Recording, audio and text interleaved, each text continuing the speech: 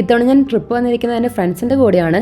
നമ്മളിവിടുന്ന് ഫോട്ടോസൊക്കെ എടുക്കുമ്പം അവർ നോക്കും. ആക്ച്വലി എനിക്ക് ജാലിയൻവാല ബാഗിനെ പറ്റി ഒരു രസമുള്ളൊരു മെമ്മറി ഉണ്ട്. പിന്നെ സ്ട്രീറ്റ് ഫുഡൊക്കെ ഇഷ്ടമുള്ളവർക്ക് അത് എക്സ്പ്ലോർ ചെയ്യാനും കുറേ ഓപ്ഷൻസ് ഉണ്ട് ഇവിടെ. ഈ റോഡാണ് പണ്ടത്തെ Kolkata to London bus route. നമ്മൾ ഷാറുഖ് ഖാൻ്റെ വീർ സാരാസ് ഫിലിമില്ലേ, അതിൽ പാകിസ്ഥാൻ കോട്ട് സീനൊക്കെ ഷൂട്ട് ചെയ്തത് ഇവിടുന്നായിരുന്നു. പഞ്ചാബിലെ രണ്ടാമത്തെ വലിയ സിറ്റിയാണ് അമൃത്സർ. അമൃത്സറിലേക്ക് ഒരു 2-3 ദിവസത്തെ ട്രിപ്പ് പോയാലോ?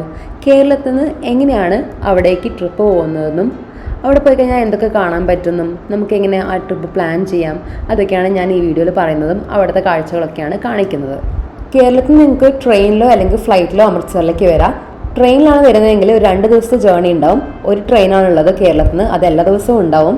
ട്രെയിൻ ടിക്കറ്റാണ് എടുക്കുന്നതെങ്കിൽ നിങ്ങളുടെ 3rd AC ടിക്കറ്റെങ്കിലും എടുക്കാൻ നോക്കുക.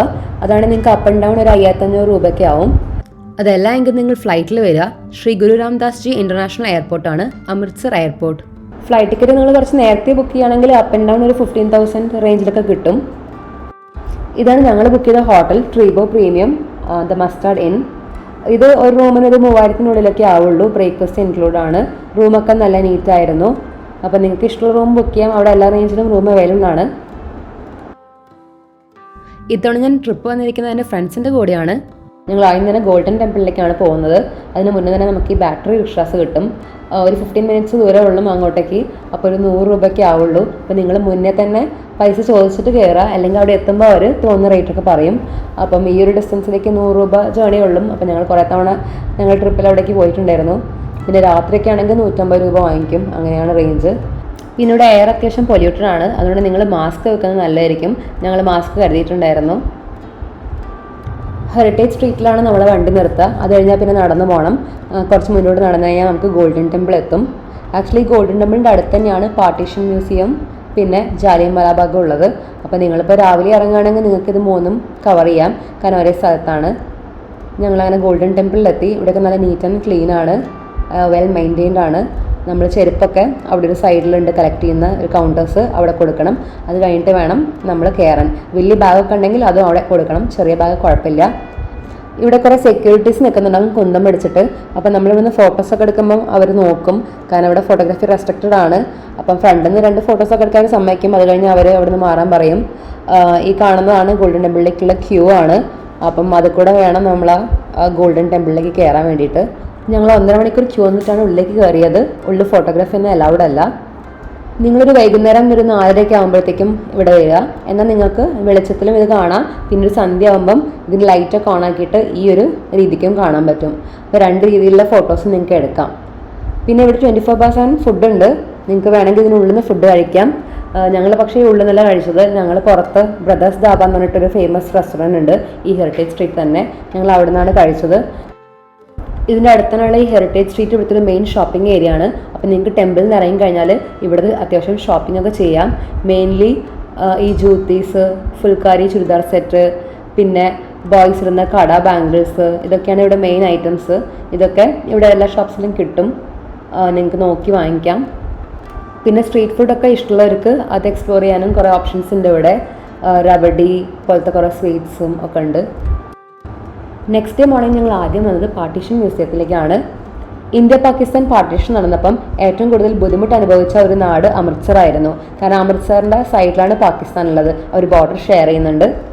പാർട്ടീഷൻ നടന്നപ്പം അമൃത്സറിലുള്ള കുറേ ആളുകളുടെ കുടുംബക്കാർ പാകിസ്ഥാനിലുള്ള പലരും അമൃത്സറിലും കുടുങ്ങിപ്പോയിട്ടുണ്ടായിരുന്നു. അപ്പോൾ പാർട്ടീഷൻ കഴിഞ്ഞപ്പം അവർ അങ്ങോട്ടേക്കും അവിടെ നിന്നുള്ളവർ ഇങ്ങോട്ടേക്കും വരാൻ വേണ്ടി കഷ്ടപ്പെട്ട കാര്യങ്ങളൊക്കെയാണ് ഈ പാർട്ടീഷൻ മ്യൂസിയത്തിൽ അവർ കാണിച്ചിട്ടുള്ളത്. ഇതിനുള്ളിലേക്ക് ഫോട്ടോഗ്രാഫി ഒന്നും അലൗഡ് അല്ല. ഇവിടേക്കുള്ള എൻട്രി ഫീ 10 രൂപയേ ഉള്ളൂ. അപ്പോൾ നിങ്ങളിവിടെ വരുമ്പം പാർട്ടീഷൻ മ്യൂസിയം കയറാൻ എന്തായാലും മറക്കരുത്. ഈ ഏരിയ ഒക്കെ നല്ല നീറ്റായിട്ടാണ് മെയിൻറ്റെയിൻ ചെയ്തിട്ടുള്ളത്. നമുക്ക് കാണുമ്പോൾ തന്നെ ഇതിൽ കൂടെയൊക്കെ നടക്കാൻ തോന്നും. ഇതാണ് മഹാരാജ് രഞ്ജിത് സിംഗ് ചൗക്കിൻ്റെ സ്റ്റാച്യു. ഇത് ഹെറിറ്റേജ് സ്ട്രീറ്റിലാണ് ഉള്ളത്. ഇവിടുന്ന് കുറച്ചൊന്ന് മുന്നോട്ട് നടന്നു കഴിഞ്ഞാൽ നമ്മൾ ജാലിയൻവാല ബാഗ് എത്തും. ജാലിയൻവാല ബാഗ് ഒരു പഴയ ഹിസ്റ്ററി സംഭവമായിട്ട് ബന്ധപ്പെട്ടുള്ള ഒരു മെമ്മോറിയൽ ആണ്. നമ്മൾ പണ്ട് സ്കൂളിൽ പഠിച്ചിട്ടുണ്ടാവും. ഈ പാർക്കിലേക്കുള്ള എൻട്രി ഫ്രീ ആണ്. ആക്ച്വലി എനിക്ക് ജാലിയൻവാല ബാഗിനെ പറ്റി ഒരു രസമുള്ളൊരു മെമ്മറി ഉണ്ട്. ഇത് ഞാൻ ഹിസ്റ്ററിയിലൊക്കെ പഠിക്കുന്നതിന് മുന്നേ എനിക്ക് 5th സ്റ്റാൻഡേർഡിലെ മലയാളം ടെക്സ്റ്റിൽ ജാലിയൻവാല ബാഗ് എന്ന് പറഞ്ഞിട്ടൊരു ചാപ്റ്റർ ഉണ്ടായിരുന്നു. അപ്പം ഈ ജാലിയൻവാല ബാഗ് കൂട്ടക്കൊല വിവരിക്കുക എന്ന് പറഞ്ഞിട്ടൊരു ക്വസ്റ്റൻ ആൻസർ ഉണ്ടായിരുന്നു. അതൊരു 2 പേജ് അങ്ങനെയുള്ളൊരു വലിയ ആൻസർ ആയിരുന്നു. അപ്പോൾ ലൈഫിൽ ആദ്യമായിട്ടായിരുന്നു അത്ര വലിയ ആൻസർ കാണാതെ പഠിക്കുന്നത്. അപ്പം മിസ് എന്തായാലും കാണാതെ പഠിക്കണം എന്ന് പറഞ്ഞുകൊണ്ട് നമ്മളൊക്കെ കാണാതെ പഠിച്ചിട്ടാണ് ആ വർഷം എക്സാമൊക്കെ എഴുതിയത്. പിന്നെ അടുത്ത വർഷം വീണ്ടും മലയാളത്തിൽ വീര ഭഗത് സിംഗ് എന്ന് പറഞ്ഞിട്ടൊരു ലെസൺ ഉണ്ടായിരുന്നു. അതിൻ്റെ അകത്തും ഈ ജാലിയൻവാല ബാഗിനെ പറ്റി പറയുന്നുണ്ടായിരുന്നു. അപ്പം മിസ് പറഞ്ഞു കഴിഞ്ഞ വർഷത്തെ നോട്ട് എടുത്തിട്ട് ആ ആൻസർ ഒന്നും കൂടെ കാണാതെ പഠിക്കാൻ, കാരണം ഈ വർഷവും ആ ക്വസ്റ്റ്യൻ ചോദിക്കുന്നു പറഞ്ഞു. അപ്പോൾ നമ്മളിത് വീണ്ടും കാണാതെ പഠിച്ചു. അങ്ങനെ നമുക്ക് ഈ ഒരു സംഭവം ഭയങ്കര ബൈഹാർട്ടായിരുന്നു. അത് കഴിഞ്ഞ് പിന്നെ 9th ആകുമ്പോൾ തോന്നുന്നു ഹിസ്റ്ററിയിൽ ഈ സംഭവത്തെ പറ്റി പഠിക്കുന്നത്. ഈ കൂട്ടക്കൊല എന്താണെന്ന് ഞാൻ വളരെ ചുരുക്കി പറഞ്ഞുതരാം. പണ്ട് 1919 ഏപ്രിൽ 13 റൗലത്ത് ആക്ടിനെ പ്രൊട്ടസ്റ്റ് ചെയ്തുകൊണ്ട് കുറേ പേര് ഇവിടെ വന്നിട്ട് ഒരു മീറ്റിംഗ് വെച്ചിട്ടുണ്ടായിരുന്നു. ആ മീറ്റിംഗ് നടന്നുകൊണ്ടിരിക്കുന്ന സമയത്ത് ബ്രിട്ടീഷ് ഓഫീസറായ ജനറൽ ഡയറിൻ്റെ നേതൃത്വത്തിൽ കുറേ പേര് വന്നിട്ട് നേരെ ഇവരെ എല്ലാവരും മേലെ ഫയർ ചെയ്തു. അങ്ങനെ കുറേ പേര് ഇവിടെ മരിച്ചു. 1500ഓളം പേര് മരിച്ചു എന്നാണ് പറയപ്പെടുന്നത്. അന്ന് ഷൂട്ട് ചെയ്ത മാർക്സൊക്കെയാണ് ഇവിടെ ഇങ്ങനെ മാർക്ക് ചെയ്ത് വെച്ചിരിക്കുന്നത്. ഇതുപോലത്തെ മാർക്സ് ഇവിടെ കുറേ സ്ഥലത്തുണ്ട്. അതിനൊരു മെമ്മറിക്കാണ് ഈ ഒരു ജാലിയൻവാല ബാഗ് ഒരു മെമ്മോറിയൽ പോലെ ഇപ്പോഴും സൂക്ഷിക്കുന്നത്.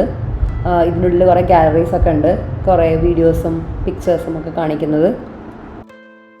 ഇത് ഈ ഗ്രൗണ്ടിലൊരു കിണറാണ്. അന്ന് ഫയറിങ്ങിൽ വെടി കൊള്ളാതിരിക്കാൻ വേണ്ടിയിട്ട് കുറേ പേര് ഈ കിണറിലേക്ക് എടുത്ത് ചാടിയിട്ടുണ്ടായിരുന്നു. അങ്ങനെയും കുറേ പേര് മരിച്ചിട്ടുണ്ടായിരുന്നു. ഇവിടുന്ന് പുറത്തിറങ്ങുമ്പോൾ തന്നെ ഒരു ഷോപ്പിംഗ് സ്ട്രീറ്റാണുള്ളത്. ഇവിടെ അത്യാവശ്യം റീസണബിൾ റേറ്റിൽ ജൂത്തീസൊക്കെ കിട്ടും. പിന്നെ ഞങ്ങൾ ഫുഡ് കഴിക്കാൻ വേണ്ടിയിട്ട് ഇവിടെയുള്ള ഒരു ഫേമസ് റെസ്റ്റോറൻ്റായ ഹവേലി റെസ്റ്റോറൻറ്റിലാണ് കയറിയത്. ഇവിടുത്തെ ലാച്ച പറാത്തയൊക്കെ ഭയങ്കര ടേസ്റ്റിയാണ്. ഇനി ഞങ്ങൾ പോകുന്നത് വാഗ ബോർഡറിലേക്കാണ്. അവിടേക്ക് പോകാൻ വേണ്ടി മാത്രമേ ഞങ്ങളാകെ ടാക്സി എടുത്തിട്ടുണ്ടായിരുന്നു. റൗണ്ട് ട്രിപ്പ് പോലെയാണ് എടുത്തത്. 1400 രൂപയാണ് ആയത്. പാർട്ടീഷൻ മ്യൂസിയത്തിൻ്റെ അടുത്തൊക്കെ കുറേ പേര് നമ്മുടെ അടുത്തേക്ക് വന്ന് ചോദിക്കും ടാക്സി വേണോ വാഗ ബോർഡറിലേക്കൊക്കെ. അങ്ങനെ നോക്കിയിട്ട് റേറ്റ് കുറവുള്ള ഒരാളാണ് ഞങ്ങൾ എടുത്തത്. ഇതിൻ്റെ കോൺടാക്റ്റ് ഞാൻ ഡിസ്ക്രിപ്ഷനിൽ കൊടുക്കാം. അങ്ങോട്ടേക്ക് പോകാനൊരു 45 മിനിറ്റ് ദൂരമുണ്ട്. അങ്ങോട്ട് പോകുന്ന വഴിക്ക് നമുക്ക് കുറേ ഫീൽഡ്സൊക്കെ കാണാം, മസ്റ്റർഡ് ഫീൽഡ്സും അങ്ങനെ പലതും. ഈ റോഡാണ് പണ്ടത്തെ Kolkata to London bus route. പണ്ട് 1957 തൊട്ടിട്ട് 76 വരെ കൊൽക്കത്തയിൽ നിന്ന് ലണ്ടനിലേക്ക് ഒരു ബസ് റൂട്ട് ഉണ്ടായിരുന്നു. അതിലൊരു മെയിൻ സ്റ്റോപ്പായിരുന്നു അമൃത്സർ, വാഗ ബോർഡറൊക്കെ. ആ ബസ് ഈ റൂട്ടിലൂടെ പോവുമായിരുന്നു. പിന്നെ അത് 76 കഴിഞ്ഞപ്പം സ്റ്റോപ്പായി. നിങ്ങൾ വാഗ ബോർഡറിലേക്ക് പോകുമ്പം ഒരു 3:30 ആകുമ്പോഴെങ്കിലും അറ്റ്ലീസ്റ്റ് അവിടെ എത്തണം. എന്നാലും നിങ്ങൾക്ക് വേഗം നല്ല സീറ്റൊക്കെ കിട്ടുള്ളൂ. ഒരു 4 മണിയൊക്കെ ആകുമ്പോഴത്തേക്കും അവിടെ പ്രോഗ്രാംസ് സ്റ്റാർട്ട് ചെയ്യും. അങ്ങനെ ഞങ്ങൾ അട്ടാരി ബോർഡറിലെത്തി. അട്ടാരിയാണ് ഇന്ത്യയിലുള്ള വില്ലേജ്. വാഗ പാകിസ്ഥാനിലെ സ്ഥലമാണ്. ഇതിൻ്റെ ശരിക്കും പേര് അട്ടാരി വാഗ ബോർഡർ എന്നാണ്. നിങ്ങൾ ഗ്രൂപ്പായിട്ടാണ് പോകുന്നതെങ്കിൽ അതിലൊരാൾക്കെങ്കിലും ഒരു ID പ്രൂഫ് വേണം. അവിടെ ID പ്രൂഫ് വെരിഫിക്കേഷൻ ഉണ്ട്, എന്നാലേ കയറ്റുള്ളൂ. ഇവിടുത്തെ പ്രോഗ്രാംസൊക്കെ കണ്ടക്ട് ചെയ്യുന്നത് BSF ആണ്, ബോർഡർ സെക്യൂരിറ്റി ഫോഴ്സ്. ഇവിടേക്കുള്ള എൻട്രി ഫ്രീ ആണ്. നിങ്ങൾക്ക് BSFിലായെങ്കിലും പരിചയം ഉണ്ടെങ്കിൽ ഇവിടുത്തെ VIP സീറ്റിൽ നിങ്ങൾക്ക് ഇരിക്കാൻ പറ്റും. ഈ മറൂൺ സീറ്റ്സാണ് VIP സീറ്റ്. അതാകുമ്പോൾ നിങ്ങൾക്ക് മുന്നിൽ തന്നെ എല്ലാ പരിപാടിയും കാണാം. ഇവിടുത്തെ പരേഡ് സ്റ്റാർട്ട് ചെയ്യുന്നതിന് മുന്നേ അവർ നമ്മളെല്ലാവരും നടുക്കിലേക്ക് വിളിച്ച് ഡാൻസ് ചെയ്യാനൊക്കെ പറഞ്ഞു. ഇതിന് പാട്ടൊക്കെ വെച്ച് തന്നു. അപ്പോൾ നമ്മളൊക്കെ പോയി ഡാൻസൊക്കെ ചെയ്തു. ഒരു 4:30 ആയപ്പം പരേഡ് സ്റ്റാർട്ട് ചെയ്തു.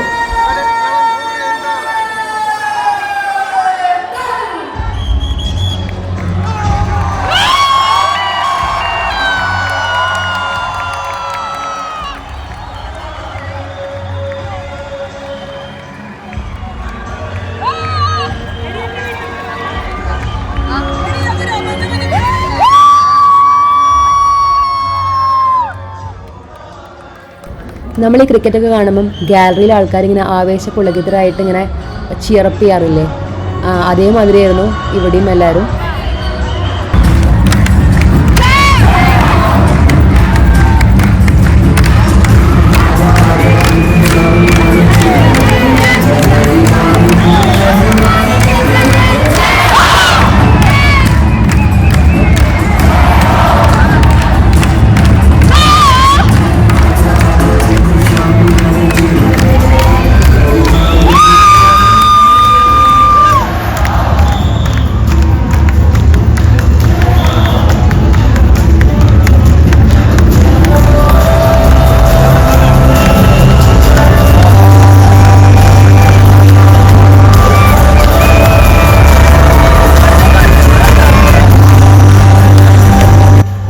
ഗേറ്റിൻ്റെ അപ്പുറത്ത് കാണുന്നത് പാകിസ്ഥാനാണ്. അവിടെ നടക്കുന്ന അവരുടെ പരേഡാണ്.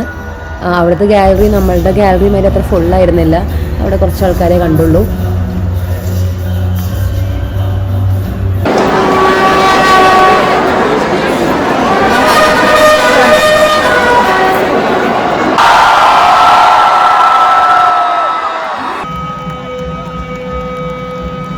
പരേഡ് കഴിയാനായപ്പോഴത്തേക്കും അവരുടെ ഗാലറിയും അത്യാവശ്യം ഫുള്ളായി.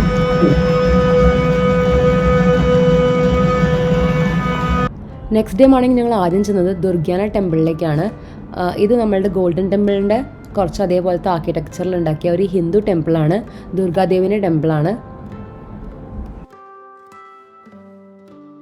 അവിടുന്ന് ഒരു 5 മിനിറ്റ് പോയാൽ ഗോബിന്ദ്ഗർ ഫോർട്ടിലെത്തും. ഇത് ഇവിടുത്തെ ഒരു ഫേമസ് ആയ ഫോർട്ടാണ്. നമുക്ക് കുറച്ചൊന്ന് നടന്ന് കാണാനുണ്ട്. ഇത് ഞങ്ങളുടെ ലാസ്റ്റ് ഡേ ആയിരുന്നു. അപ്പോൾ ഞങ്ങൾ കണ്ടു തീർക്കാത്ത ഐറ്റംസൊക്കെ ലാസ്റ്റിലേക്ക് വെച്ചതായിരുന്നു. അപ്പോൾ ഞങ്ങൾ ഈ ഗോബിന്ദ്ഗർ ഫോർട്ടിൽ അത്യാവശ്യം ടൈം സ്പെൻഡ് ചെയ്ത് ഇവിടെ അത്യാവശ്യം ഫോട്ടോ ഒക്കെ എടുക്കാൻ പറ്റിയ സ്പോട്ട്സൊക്കെ ഉണ്ട്. 2 ഫുൾ ഡേ ഉണ്ടെങ്കിൽ നിങ്ങൾക്ക് ഈ അമൃത്സർ സിറ്റിയിൽ ഒട്ടുമിക്ക സ്ഥലങ്ങളൊക്കെ കണ്ടു തീർക്കാൻ പറ്റും. ഞങ്ങൾ വന്നത് വിൻ്റർ ടൈമിലായതുകൊണ്ട് അത്യാവശ്യം തണുപ്പൊക്കെ ഉണ്ടായിരുന്നു. ഇവിടെയൊക്കെ അത്യാവശ്യം വെയിലുണ്ടെങ്കിലും തണുത്ത കാറ്റ് വരുന്നതുകൊണ്ട് നമുക്ക് വലിയ ബുദ്ധിമുട്ടുണ്ടായിരുന്നില്ല. വിൻ്റർ ജസ്റ്റ് സ്റ്റാർട്ട് ചെയ്തിട്ടേ ഉണ്ടായിരുന്നുള്ളൂ. അതുകൊണ്ട് നിങ്ങൾ അമൃത്സർ ട്രിപ്പ് പ്ലാൻ ചെയ്യുമ്പം ഒരു നവംബർ ടു ഫെബ്രുവരി ആ ടൈമിൽ വരുന്നതായിരിക്കും കൂടുതൽ നല്ലത് തോന്നുന്നു. അവിടുന്ന് പിന്നെ ഞങ്ങൾ പോയത് ഖാൽസ കോളേജിലായിരുന്നു. ഇത് ഇവിടുത്തെ ഭയങ്കര ഫേമസ് ആയ ഒരു കോളേജാണ്. ഈ ഹാൾ കണ്ടിട്ട് നിങ്ങൾക്ക് എന്തെങ്കിലും ഓർമ്മ കിട്ടിയോ? നമ്മൾ ഷാറുഖ് ഖാൻ്റെ വീർ സാരാസ് ഫിലിമില്ലേ, അതിൽ പാകിസ്ഥാൻ കോർട്ട് സീനൊക്കെ ഷൂട്ട് ചെയ്തത് ഇവിടുന്നായിരുന്നു. ഇവിടുത്തെ സെക്യൂരിറ്റി ഓഫീസർ ഞങ്ങളോട് പറഞ്ഞതാണ്. റബ് നെ ബനാ ദി ജോഡി, സർബ്ജിത്ത് പോലെ കുറേ ബോളിവുഡ് ഫിലിംസ് ഇവിടെ ഷൂട്ട് ചെയ്തിട്ടുണ്ട്. ഈ കോളേജിൻ്റെ ആർക്കിടെക്ചർ കാണാൻ ഭയങ്കര ഭംഗിയാണ്. ഇത് കാണുമ്പോൾ നമുക്ക് തന്നെ ഇവിടെ പഠിക്കാൻ തോന്നും. അതുകൊണ്ട് നിങ്ങൾ അമൃത്സർ വരുമ്പം ഈ കോളേജ് വിസിറ്റ് ചെയ്യാൻ മറക്കരുത്. ഈ കോളേജ് 1892 ഉണ്ടാക്കിയത്. ഇതിൻ്റെ ഉള്ളിൽ ഫോട്ടോഗ്രാഫിയും വീഡിയോഗ്രാഫിയും ഒന്നും അലൗഡ് അല്ല. അതുകൊണ്ട് പുറമേ നിന്ന് മാത്രമേ എടുക്കാൻ പറ്റുകയുള്ളൂ.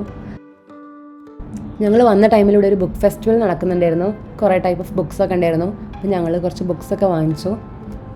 ഈ ട്രിപ്പിനെ കുറിച്ച് നിങ്ങൾക്ക് എന്തെങ്കിലും ഡൗട്ട് ഉണ്ടെങ്കിൽ കമൻറ്റിൽ ചോദിക്കുക. പിന്നെ ഇവിടെ ട്രിപ്പ് പോകാൻ ആഗ്രഹിക്കുന്ന നിങ്ങളുടെ ഫ്രണ്ട്സ് ആരെങ്കിലും ഉണ്ടെങ്കിൽ അവർക്ക് ഈ വീഡിയോ ഷെയർ ചെയ്യുക. താങ്ക്